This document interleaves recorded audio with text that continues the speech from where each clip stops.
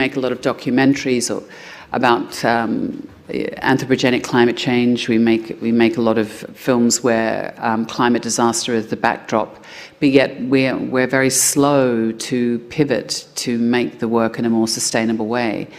And having led a very large theatre company to become a green. A leading green theatre company, I know that there is not only a financial incentive to do so, alongside the moral imperative to do so, but there's an incredible creative opportunity there to make work differently. And I find it bizarre that we were able, as an industry, whereas a lot of industries were slow, the cinema industry pivoted incredibly quickly during the pandemic to find ways to make work. Suddenly, there was money for a COVID officer to make sure that everyone was safe and secure and the work could progress.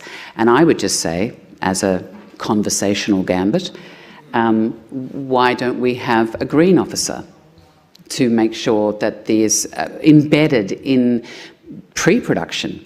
Because if you start doing it while you're shooting, it's only ever going to be an add-on. It's not going to affect the way you make work, the way where you decide to shoot, how you decide to shoot there. You know, we made a film with the wonderful Warwick Thornton, which came here to the festival, and we decided that we were going to make it in a green way. And it took a lot of organising, because those songlines, those structures are still not in place, embedded.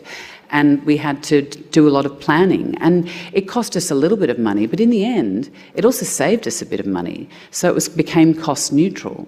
And I think the more commonplace these ways of working become, the more embedded they become in the way we create the work, the more cost-effective they become and cost-neutral. And in fact, the theatre company that I'm referring to, the Sydney Theatre Company, it saved us an incredible amount of money, and it brought in a whole new range of audiences who were fascinated to experience a piece of theatre, knowing that their carbon footprint was incredibly low.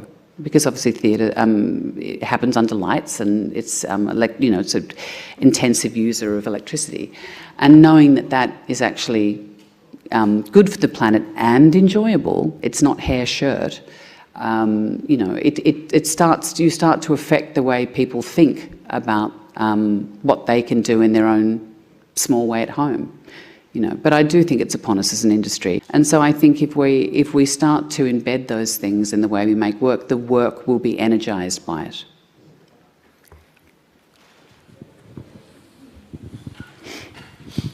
No more questions. See? Start talking about climate change and everyone leaves the room.